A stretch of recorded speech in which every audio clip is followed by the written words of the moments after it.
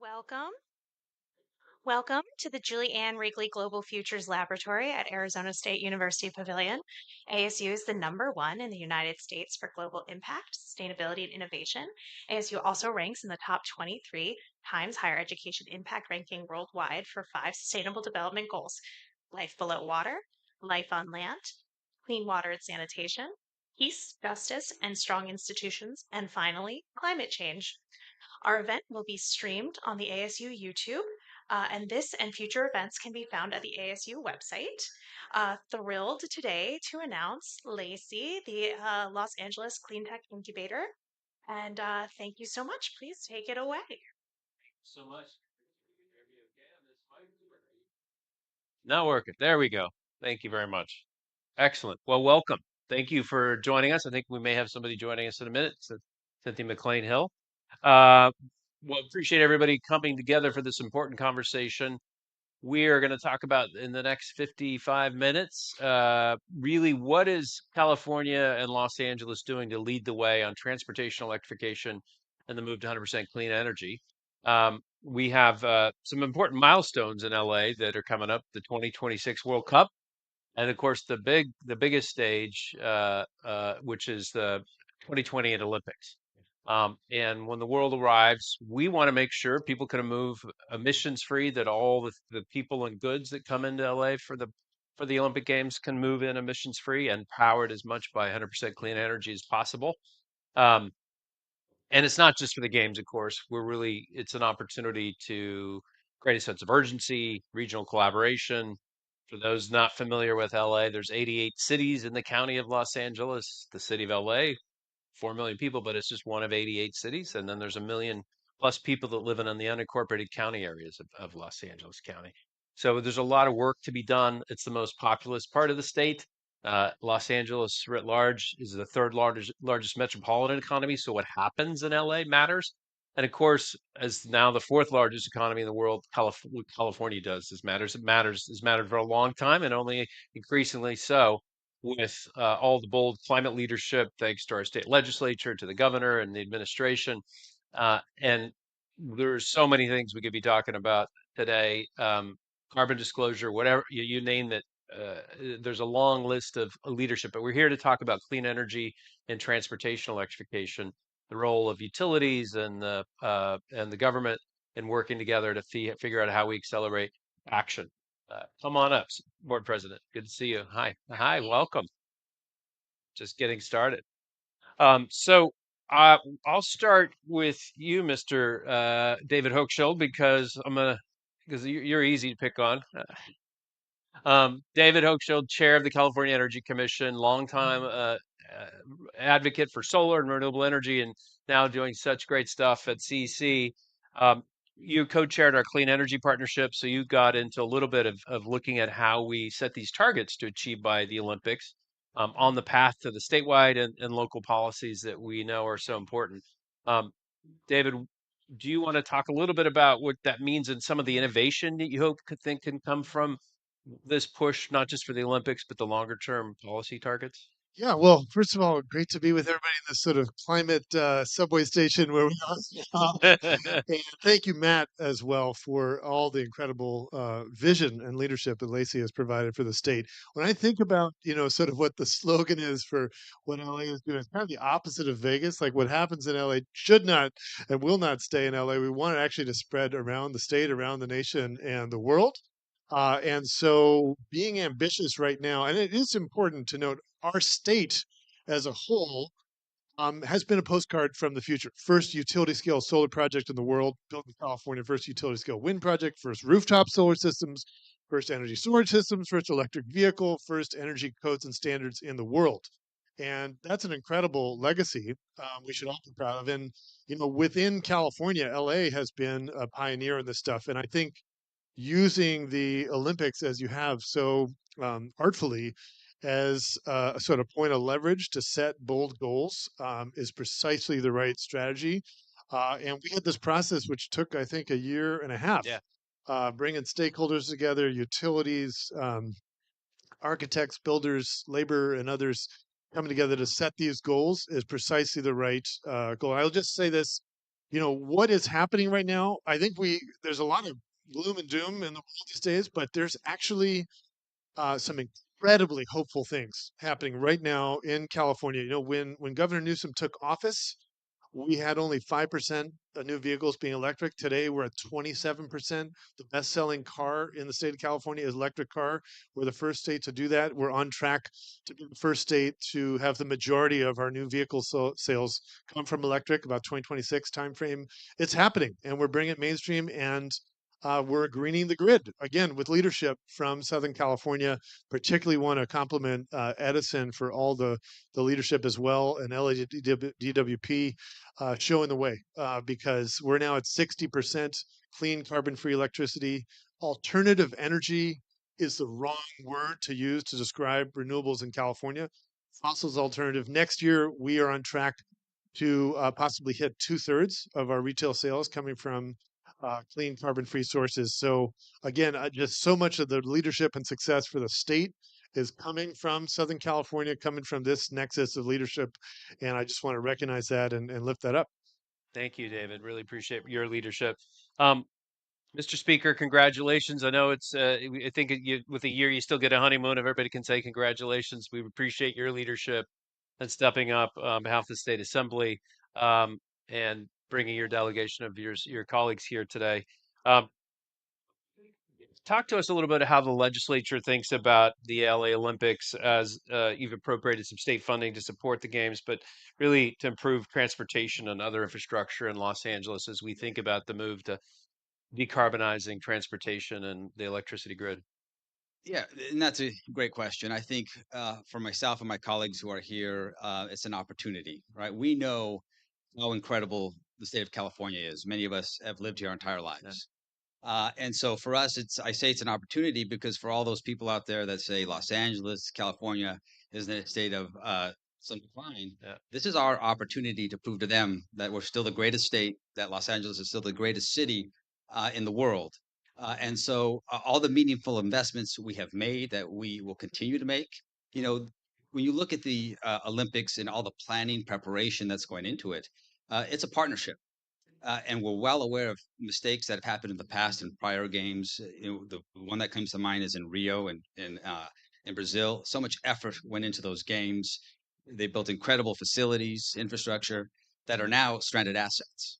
That's not what we're going to do here. For us, it's about making critical investments, leveraging the assets that already exist, improving upon the infrastructure that's in Los Angeles, because for us, it's about making long-term meaningful investments for this region, for Los Angeles, but for the state, for the entire state. And what I'm most excited about is those intentional investments we get to make around urban revitalization, really building up our most disadvantaged regions of that area and there in the city to ensure that this is going to be a livable place, not only for the Olympics, but for years and years after.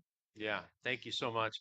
It's I think what we've seen, the organization I run, the Los Angeles Cleantech Incubator, is I mentioned this briefly earlier, the two partnerships, transportation, electrification, setting goals like how do we get to 80% of the cars sold to be electric in LA County by 2028? Seemed crazy when we set that target in 2018, but we're on the path to get there. And now LA, we don't take the credit for it, but the work of the utilities and all the partners to get the charging infrastructure in place is critical.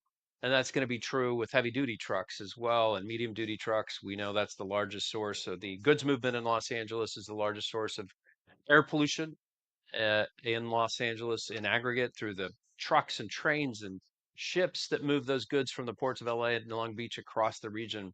But we need to get the charging infrastructure in place, and that's taking a lot of support from, of course, the state and the legislature and the Energy Commission, also the utilities. And I just wanted to turn to you, Pedro, next. Edison's really leaned into, of course, transportation electrification and moving to 100% clean energy grid. How do you think about this opportunity with the Olympics? A lot of the venues are in your territory, but more importantly, those long-term investments they represent that are not just going to benefit the games, but whether it's charging infrastructure, distributed energy resources to help us meet our needs. What are you and Edison thinking about as this opportunity comes to fore? Well, Matt, I'll start by just saying thank you because the partnership with LACI has been terrific for our region and certainly for our company as well. great opportunity, right? We're going to have the eyes of the world watching Southern California for the Olympics. It's also an important waypoint. 2028 is 2 years from 2030. 2030 is that interim mark that the state set for a 40% reduction in greenhouse gas reductions relative to the 1990 levels, about halfway to 2045. And so this is going to be a moment in time where we can show that, yes, we can actually deploy this at scale. And where are we headed in the long run? I mean, I'm going to go beyond 2028 for a second, if I could, Matt.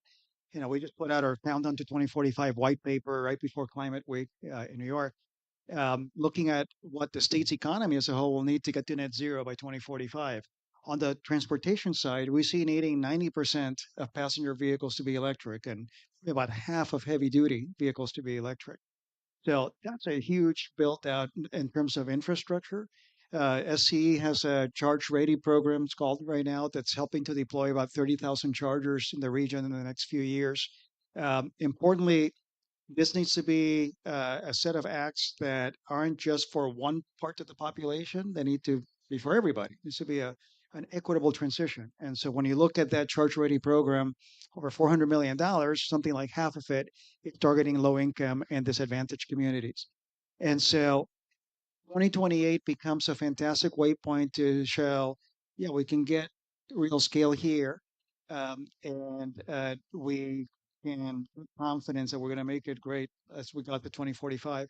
And one more thing I'll mention is that you mentioned distributed energy, you mentioned the grid. Uh, the work around the grid is significant. And if I go beyond 28 and I think about 2045, we calculated that in order to manage the 80% increase in total load statewide that's coming our way in order to decarbonize, we're going to need to be adding transmission at a rate that's 4 times what it's been over the last decade. We need to be adding distribution wires, the lower voltage wires, at a rate that's 10 times what it's been historically. And so this is an area where public-private partnership is going to be critical. We have a job to do, but frankly, help from the legislature and from regulatory agencies, and particularly getting the siting and permitting down. It takes too long right now. It's important that we have a balance there, but uh, we're going to need that help to get to 2028, and we're really going to need that help for 2045. Absolutely. Nobody ever complains about interconnection times. It's sexy stuff, right? Thank you, Pedro. Appreciate it. Well, one thing that I want to point out before I introduce President McClain-Hill is the LA Department of Water and Power is an incredible partner of our organizations. If you've been to our campus, some of you know Senator Lamone was there recently. Senator Stern's been there, and several. I know Speaker Rivas was there recently. Um, it's an incredible facility that people really see this sort of magic come out of, whether it's the prototyping centers, the entrepreneurs, the workforce training graduates that walk through. Thanks to the support from the state legislature, we're able to run some incredible programs in the campus. But it's a publicly owned building. It's owned by the city through the Department of Water and Power. And it is an incredible example of a public-private partnership of a nonprofit working with this, municipal utility, and all the corporate partners we bring in and the entrepreneurs we bring in. So I just want to thank you, Board President McClain-Hill, for DWP support and making so much of our work possible. But I just want to turn to, as we look at the Olympics, I know the utility is working hard and thinking about the Olympics, but again, similar to Edison, these are going to be long-term investments and benefits. And I know for you personally and the board and the utility overall, and for the mayor, of course, the focus on equity is critical. We've seen increased extreme heat in Los Angeles. It's only going to get worse.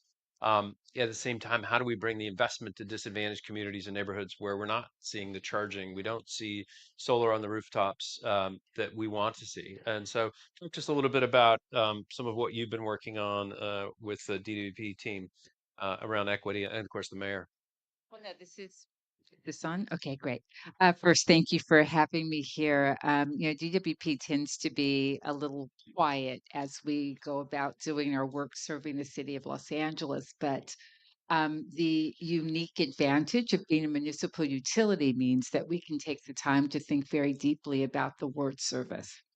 And we have been in the process of literally reinventing how we think about interacting with our community as we take on the challenge of transitioning to a 100% renewable energy.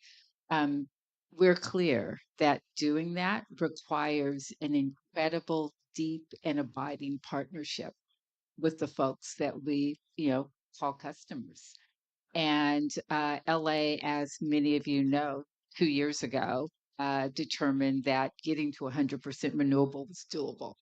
And in fact, we set 2035, not content to be looking at this at 2045.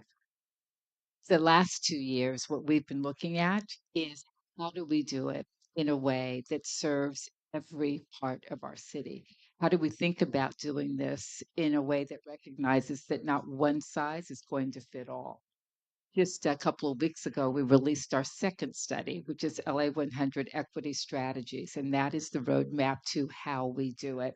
As a part of that, as a part of releasing that document, we also released our first Powered by Equity initiative, and that initiative has the Department of Water and Power actually taking on the responsibility of building, managing, operating EV charging stations in underserved communities. We're planning to deploy 150 charging plazas up to 5,000 stations across underserved communities in Los Angeles. The fact of the matter is, we can't transition to EV vehicles if people can't charge them.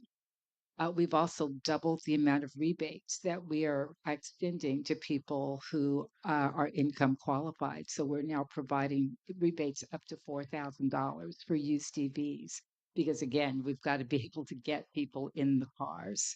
You talk about extreme heat, and we know that's a serious, serious, serious challenge. And as climate deteriorates, it becomes an even more serious and deadly crisis for people in communities that do not have air conditioning, that don't have the means to pay for air conditioning if they've got it.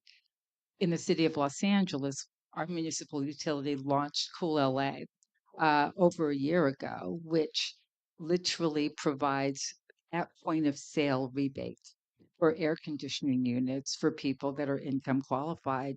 A couple weeks ago with the mayor, I went on the site and you could get an air conditioning unit shipped to your home for $0 from Best Buy through our marketplace. Again, if you were part of our Easy Save customers. So those are the kinds of things we're doing. We also do not, as a municipal utility, terminate customers who can't afford to pay their bill. You don't lose water and power in the city of Los Angeles because you're poor. Moreover, we do not shut off anybody during extreme temperature events. As I say, we are thinking very, very, very hard about how we make this transition. We're committed to making it, but how we make it in a way that recognizes that many communities across our city suffer from past inequity that will be compounded if we just run forward and do not. So you talk about infrastructure. I mean, the fact of the matter is, and as it relates to sort of the backbone of the transportation decarbonization is our infrastructure. And whether or not we've committed the resources to build the infrastructure in the public right of way in communities all across the city that will support fast charging is an open question. The fact of the matter is, previously we had not. So, as we look at how we build out our infrastructure, those are the kinds of things that we're looking at. And in terms of the Olympics, it's really making sure that we are making the investments that will contribute to the electrification of the port, the electrification of the city, in terms of the transportation sector, uh, at the same time that we are extending and building and supporting the transition for customers across the city.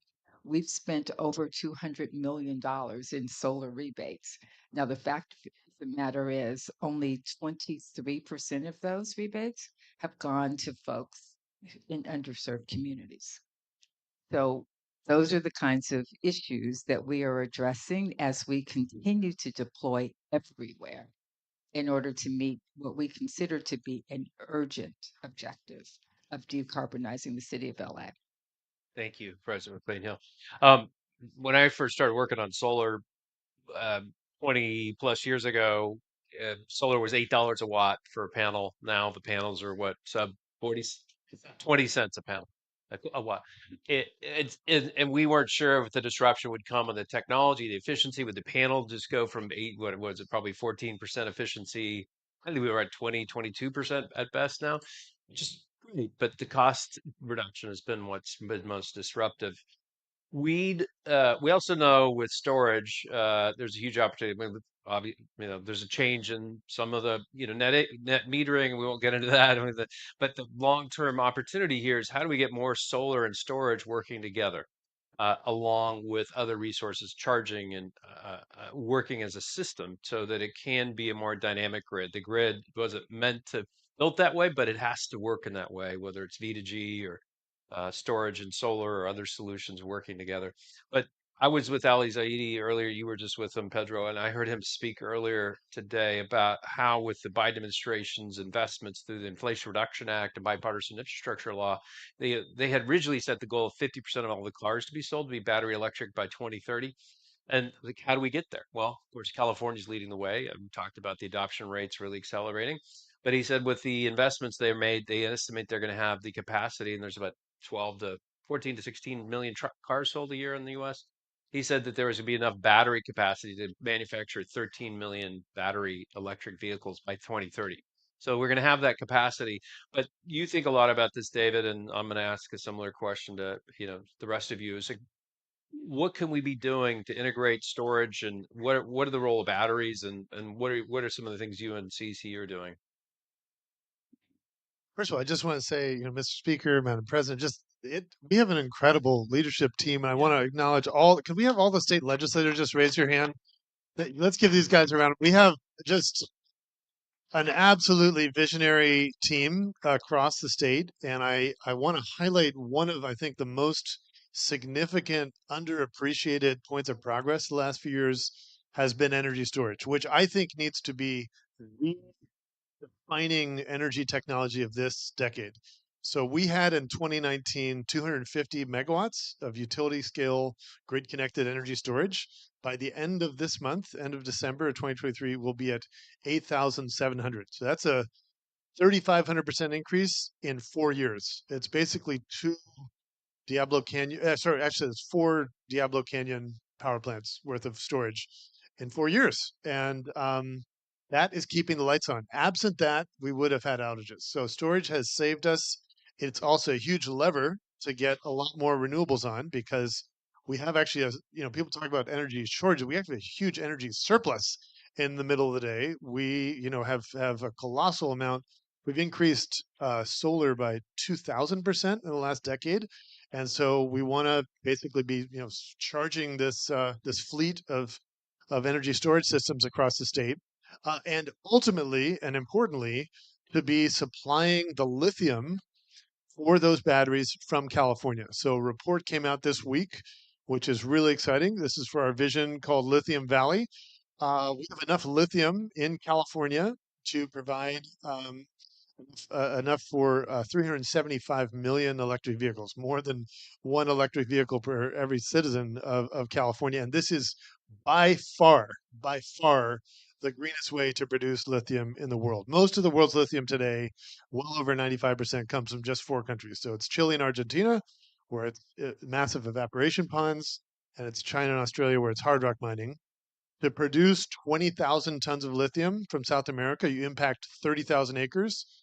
You do it from hard rock mining in Australia and China, you impact 3,000 acres. You do it from salt and sea geothermal, 30 acres.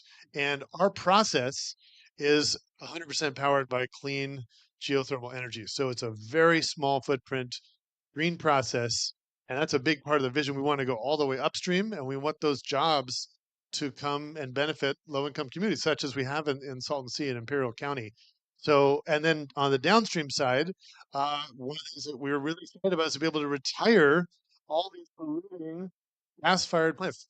40% of our gas fleet in California, again, in low-income communities. We have to support grid reliability. We recognize how paramount that is, but storage lets us do that without relying on gas. So it's a really exciting thing. And I will just say, we're funding all these next generation battery technology companies in California, Cuberg, Sparks, Blue Current, Sepion, Coreshell. What is coming, the next generation of battery technology, is incredibly exciting. We're looking at like 50% increase in energy density, better safety, better durability. And what that levers, it opens up whole new possibilities, long range trucking, aviation, even rail to some degree. So there's a whole bunch of stuff that innovation will help enable. So really exciting. We got to make battery storage sexy. This is like exciting. So I'll pass it back to you. How do we make battery storage fun and sexy? Yeah, I remember we did a campaign years ago to get celebrities to go to the Oscars in hybrid cars 20 years ago. We have to figure out some equivalent, get a little Hollywood magic working at it. Well, thank you, David. The Lithium Valley vision is exciting, and I think it's going to be transformative for our economy and the supply chain. Mr. Speaker, I think the legislature and the state of California has a long legacy of leading with disruptive policies that have sent the market signals to entrepreneurs. And so much of the work that each of these organizations, utilities, the Energy Commission, my organization, do is really about entrepreneurship and those innovators that drive the California economy. Um, and what are some of the ways, as you and your members think about this coming sessions of your term, what are some of the things you'd like to see? I mean, whether it's related directly to clean energy or transportation electrification, what are some of the things that you're thinking about that your body, your august body, could do to help continue that innovation and really make sure that everybody's being has a chance to be part of that economy? Yeah, and that's a great, it's a fantastic question because that's what we grapple with every single day. There's no state as diverse as California when it comes to our people, our culture, and certainly the regions we represent. I'm so proud that California is a vanguard state. We are leading the way. We talk about electrification, the potential for storage. I just had this conversation with Senator uh, Caballero. Is the evolution around a lot of these technologies. It's exciting because they continue to change, evolve, become cost effective. There's more, as we all know, there's more EVs on California roads than anywhere else. But there is a lot of pessimism when you go to the rural parts of our state. Rural residents that have to drive an excessive amount of hours each week, because of, I represent an area that doesn't have a vibrant job center or an agricultural community. When you talk about the transition, it's fantastic how when it comes to our passenger vehicles, we're making a difference when it comes to EV. But when it comes to those heavy duty, the medium sized vehicles that exist in our regions, in the rural parts of our state that help fuel our agricultural economy, there's a lot of concern how we're going to get there. Is it through electrification? Is it through alternative options? And so those are the things that we have to continue to push push that innovation and to continue to push the needle. There's no state that can do it but us. But and so certainly when you talk about a legislature, I'm so thankful to lead to be speaker and lead a caucus of 62 members, where you would imagine the opinion is across the board, as far as what direction we need to move in as a state. Everyone knows we need to move forward, but what is best for San Bernardino or the Salinas Valley in San Francisco is very different. But we have the capacity as a state to meet the needs of all region. But at the same time, it's certainly accommodating. The direction we need to move our state in has to meet the needs of local residents, and that's why I've spent so much time traveling the state, going to places like Paris, California, going to a Planada with Anna, a community that was displaced by flooding. These are communities that are, many of the communities we represent are on the front lines of this climate crisis. And so certainly that's why all of the progress we are making when it comes to the progress around utilities, the progress around the potential around storage. I appreciate the comments that Pedro made around the grid. You know, we lead the way when it comes to renewable energy, but we have to do a better job of storing that energy when we need it most. And so there's still a lot of progress that needs to be made, but you have a state legislature here willing, that has shown the propensity, that has shown the willingness to do that work. But certainly when it comes to assuring residents that we're headed in the right direction, that we're doing the best thing for them, their lives, for, in terms of, what's best for their pocketbooks, um, that's what we have to be very cognizant, about moving forward. Thank you. Thank you so much.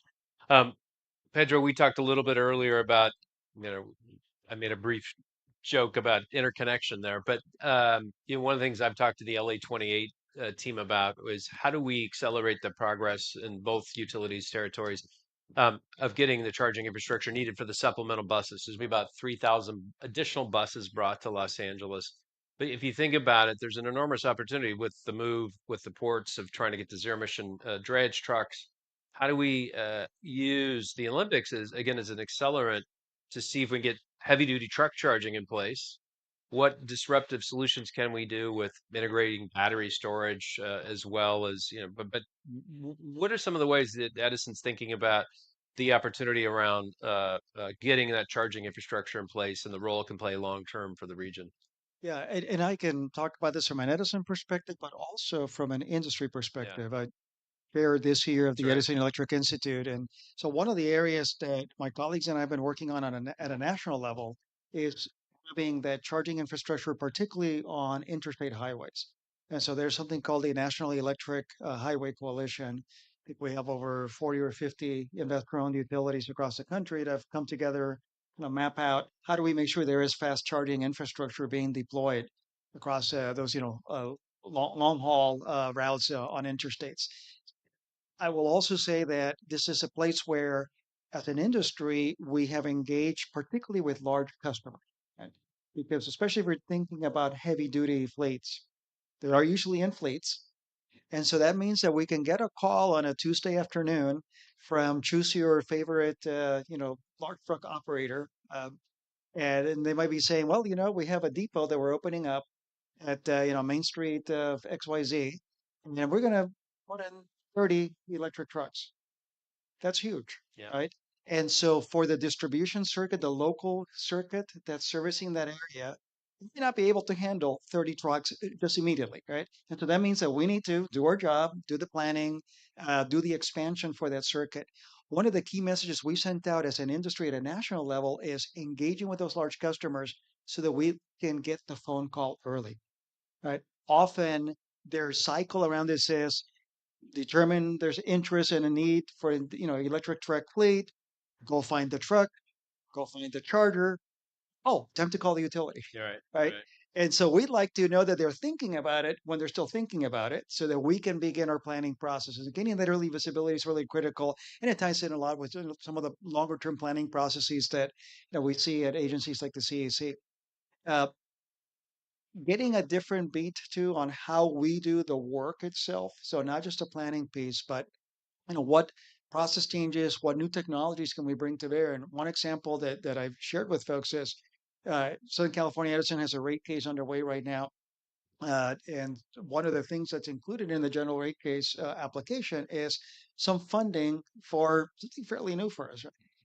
Mobile equipment, mobile batteries, mobile transformation equipment, so that if we get that call and we realize that it's going to take a while to get the permitting to expand a substation, we can bring a little duct tape, good duct tape, to the table, right? We can put in the mobile equipment, expand the substation capacity of on a temporary basis. Then when we get the permits to do the permanent thing, we take that equipment, move it to the next place where we have a hotspot, right? And so it's a kind of innovation that I think we need because this is going to move very quickly.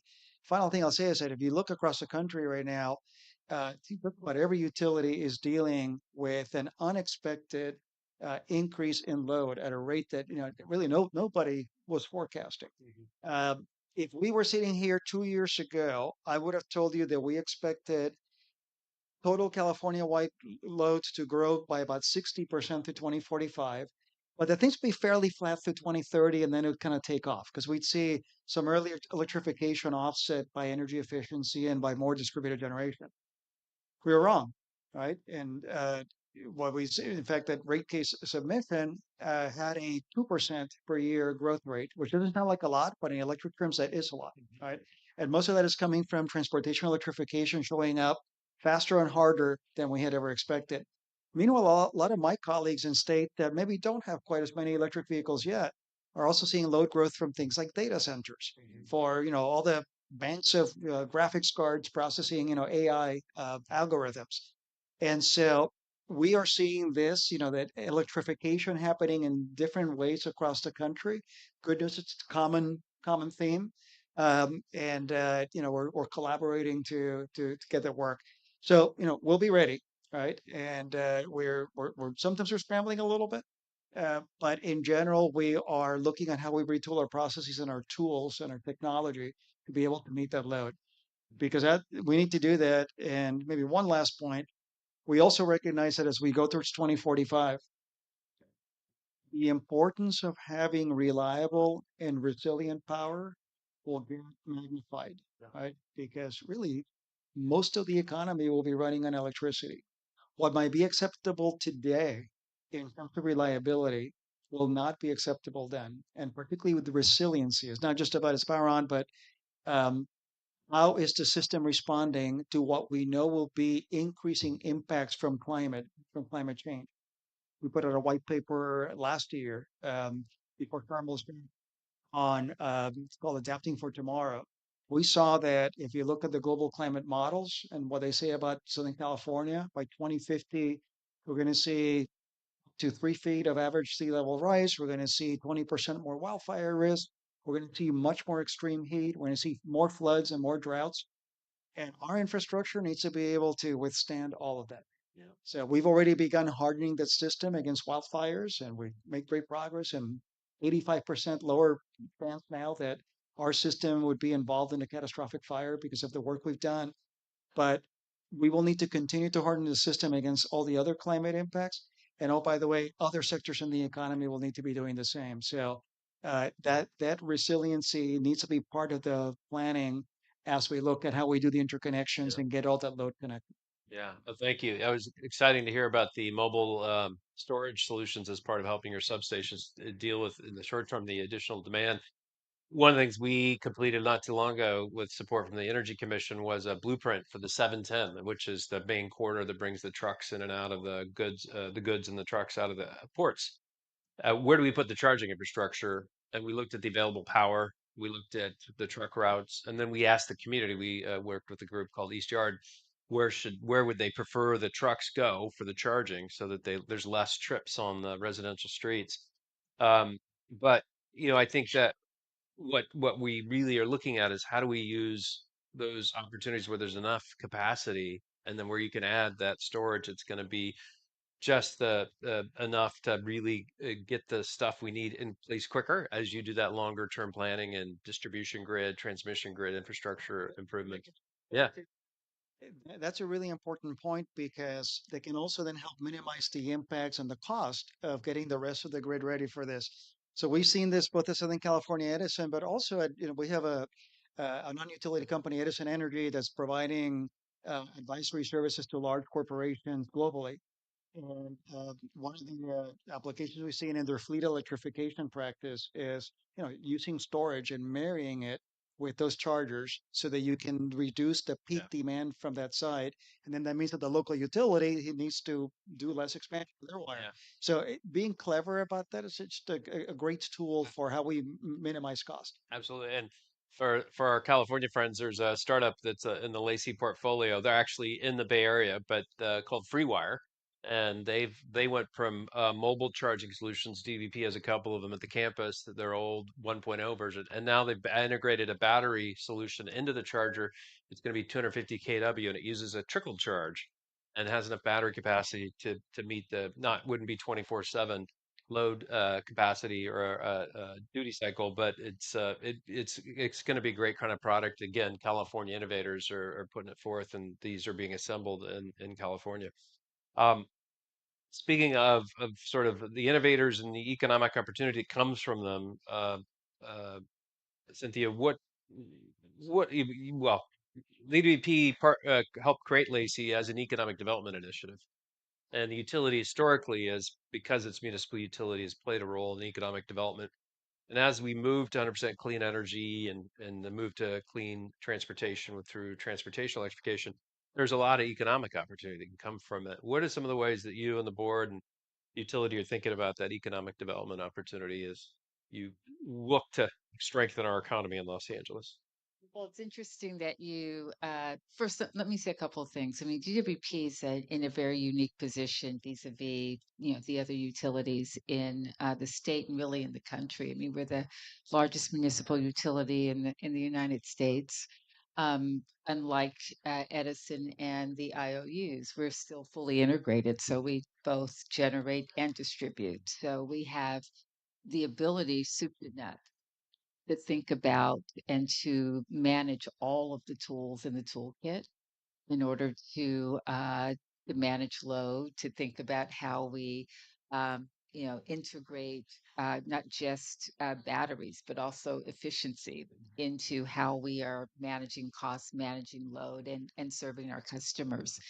Um, we spend a lot of time when we talk about these transitions. I was really taken by something that the speaker said, and it's thinking about the individual that is going to deal with and be on the have to sort of meet us as we transition. We talk about, for instance, electric appliances, and yet when we looked at through equity strategies, households in Los Angeles, we've got households where upgrading the panels in those households to allow them to be able to run the electric appliances that we want them to run would cost more than the appliances themselves. And we've got to figure out what to do about that. Among the things that we looked at very deeply was cost and energy burden, because we've got customers. And again, we don't have the luxury of just planning. We send a bill to people, and we've got to deliver the power, we've got to collect the bill, and they own us, so they expect a level of service and support that is paramount. Um, so as it relates to economic development and economic opportunity, there are, of course, there's the green tech industry, which is terrific, but there are also jobs that are plentiful out there. When you think about EV charging stations, dirty little secret is a lot of them don't work. People go, I mean, we build them, but we haven't yet put up the workforce to repair them and to keep them operating. I mean, that's an opportunity for work. So, and in fact, I know that you've got a company out at LACI that is training people of color to do that work. As we think about the jobs of the future, we've got to think not just about the sexy stuff, but we've got to think about the stuff where people get their hands dirty and make a lot of money doing it. And that's the kind of thing that we're looking at very deeply at DWP. I don't have to worry about the clean tech entrepreneurs. They're doing just fine. I see them all the time. They're great. But what I do have to think about is how I ensure that communities that just don't know, do not have the exposure to the kinds of jobs that will pay good middle class union wages in many cases, that will be available to them as a part of this. And so working with community, part of equity strategies actually looked at where were those jobs, who's got them now, how do we get the word out, work with community in a way that we open up access to those jobs. How do we build the kinds of pipelines that are necessary? How do we support the companies that are doing the training? And all of this requires a kind of rigor.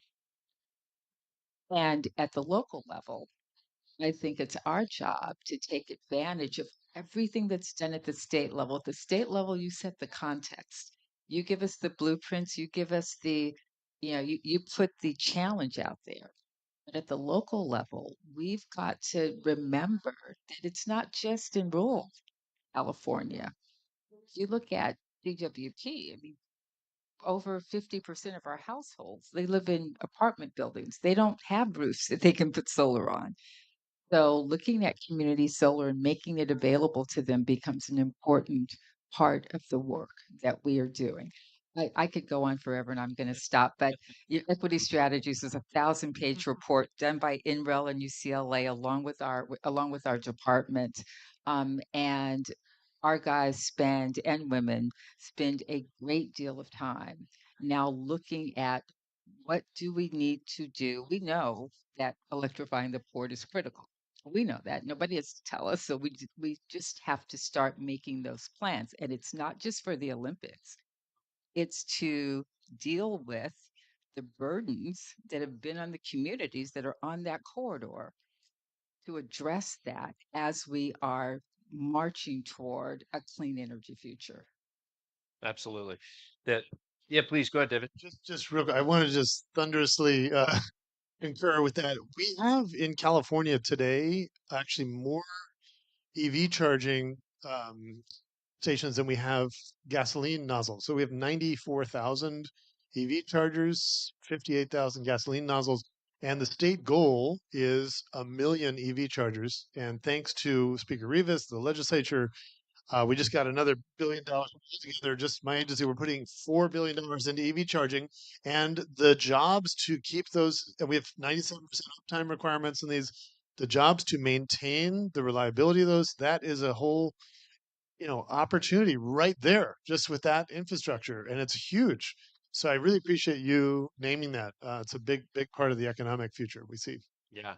So 80% of the time when a charger doesn't work, for those who don't know, it's for non-electrical issues. It's a software, firmware, internet connection, sort of IoT challenge. And the company that Cynthia was talking about, it's called Charger Help. Two black female founders, one from Compton, one from South LA, and they met in helping LACI create our first workforce training program, supported by the state legislature, to train people how to diagnose and maintain an EV charger. And so Camille Terry was working for a company called EV Connect. She volunteered. Yvette Ellis was a consultant helping us do the life skills training for these workforce training graduates. Several of them were formerly incarcerated, justice challenge individuals. One of them was one of the first hires of this company, Charger Help. They've gone on to they raised $17 million about a year ago. There's only 100 black women that have raised more than $1 million, and there are two of them in this country. And that's a big piece of this, is also helping underrepresented founders get access to capital and scale their business. Another great black female founder, uh, LACI, I'm blanking on her last name, Olicon Minerals, LACI Reddix, thank you. And she's got a solution that's extracting minerals from brine, from desalination, brackish, and ocean. And so her solution could be part of Lithium Valley. So these entrepreneurs are really exciting. They're California, LA-based entrepreneurs, really changing the economy. Um, well, I just wanted to take a second and offer the audience a chance to ask some questions. Uh, thank you, Mr. Chairman, of our panelists before we wrap up. Do we have any questions from the audience? Yes, sir.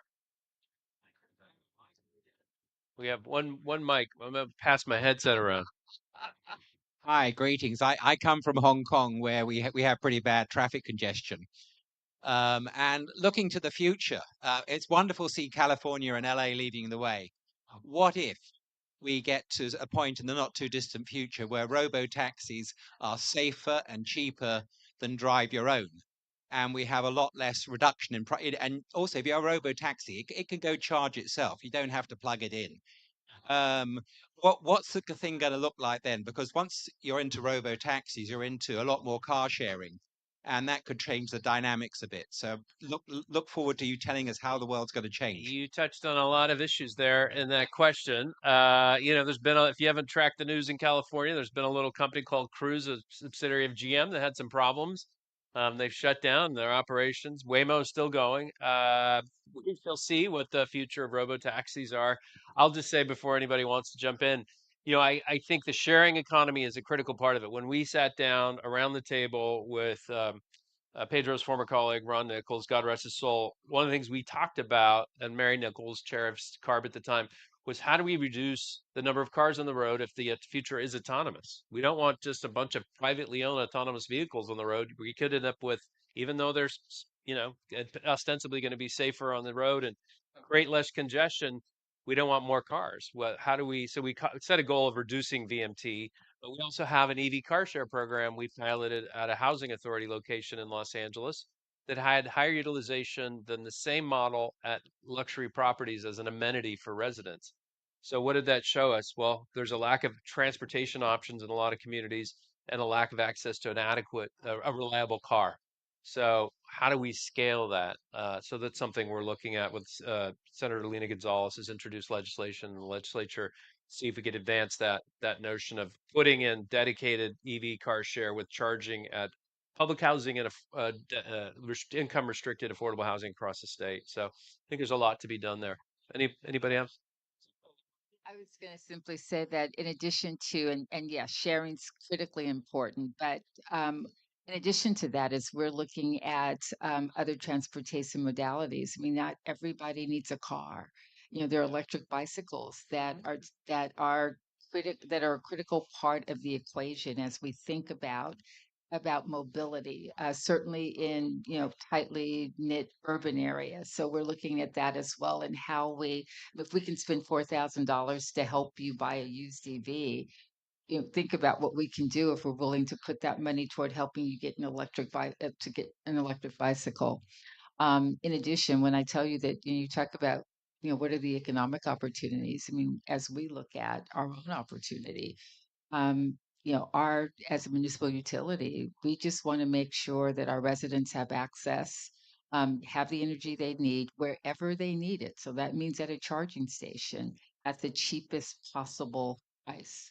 So as we look at building and installing infrastructure, we're also looking at what those rates might be and charging them their residential rate, same customer, which would make their utilization of energy both beneficial for us because we're selling it, but a whole lot cheaper than they're going to get it anyplace else, and cheaper than what they're spending on gas. So we are literally, as again, soup to nuts, both as it relates to how we generate it, how it's distributed, and then how we get it to our customers in a way that makes this transition powerful, meaningful, and beneficial to them.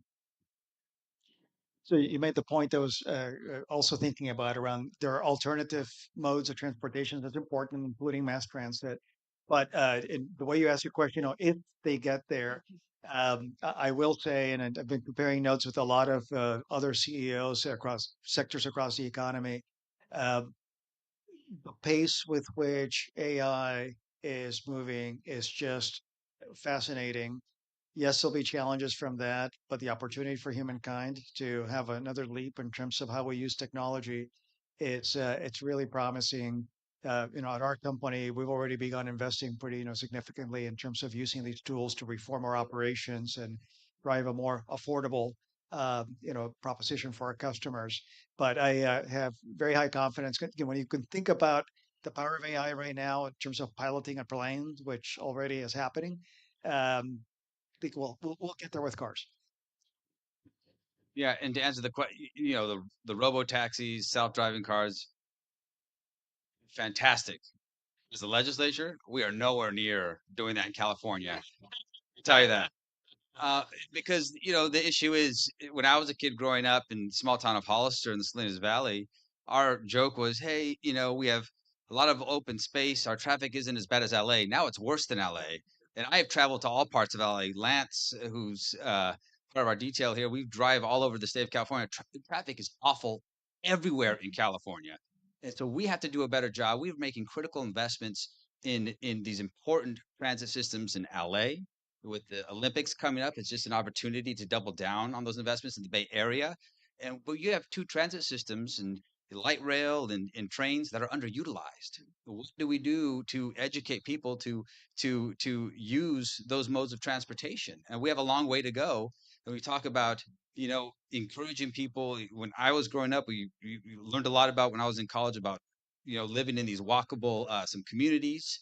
Uh, we talk a good game, but we're very poor at executing.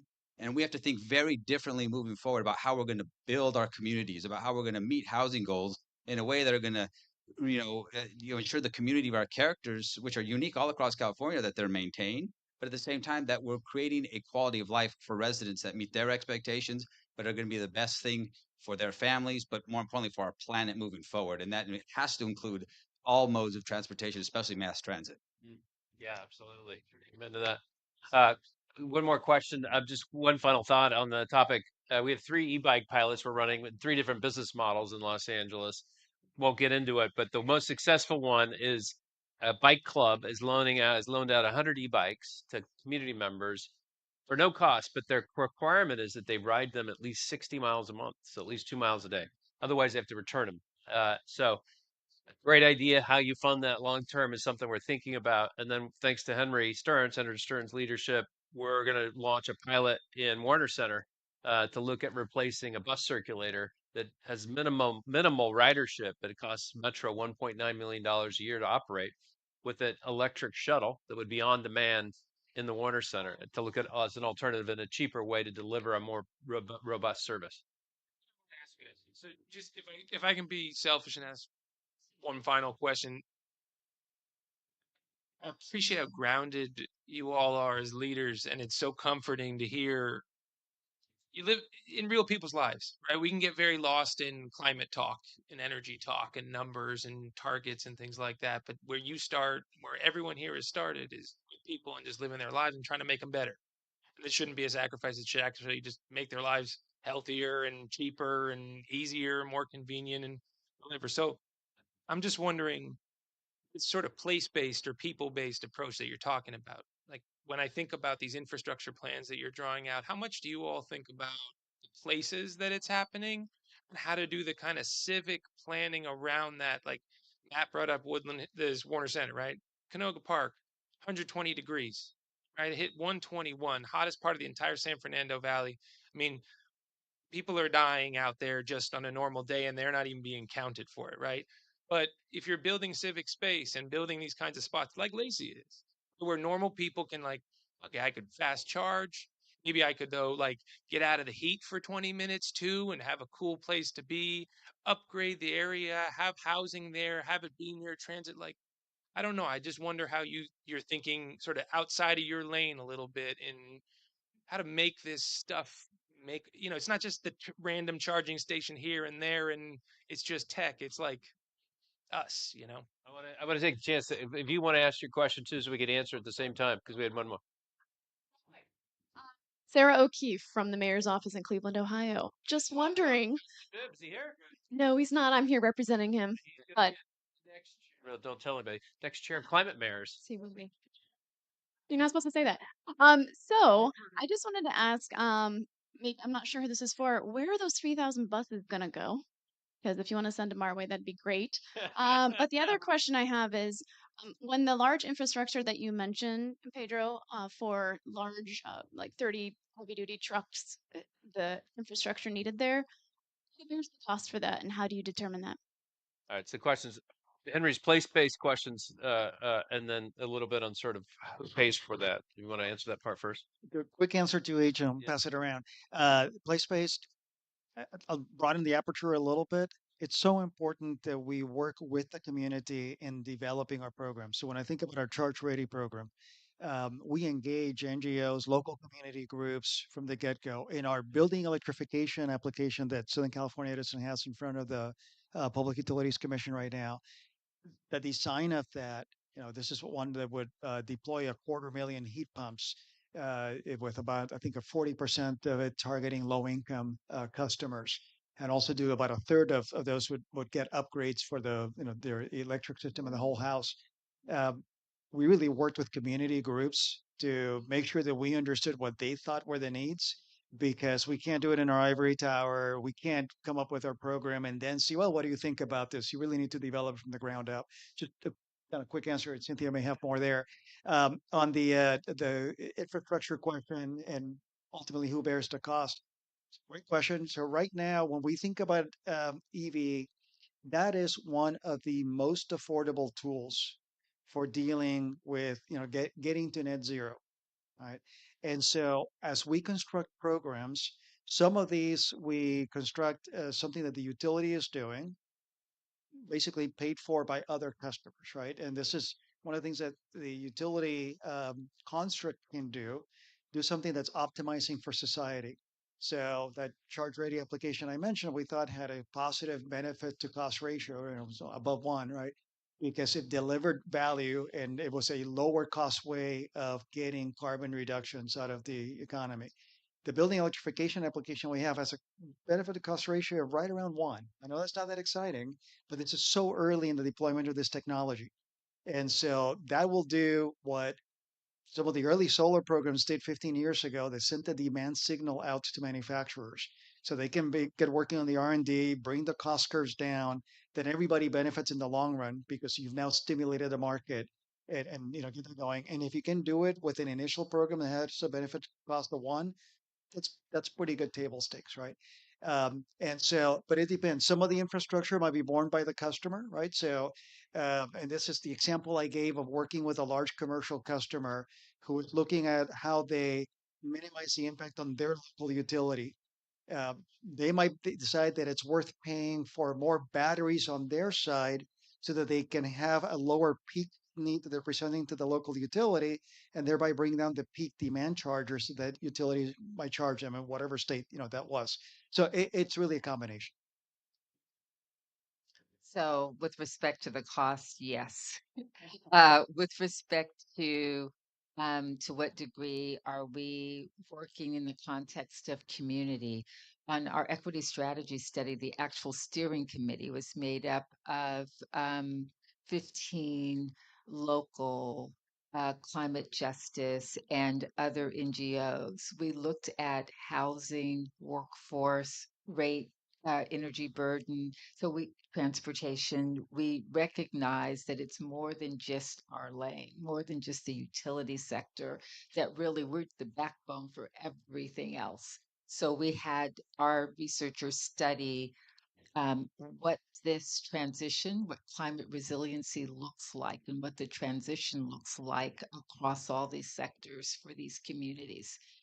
We're currently mapping every single part of Los Angeles because, again, it's not one size meets all. We've got to understand the resources in every community. We've got to be thinking about, to your point, um, what's happening in Canoga Park as it relates to heat and how we're serving that community and what resources we need to deploy in order to build resiliency there. And that's going to be different in, a different part of Los Angeles. So that's the way that we're thinking about it, because what we recognize is the biggest threat to the transition isn't our capacity to do it.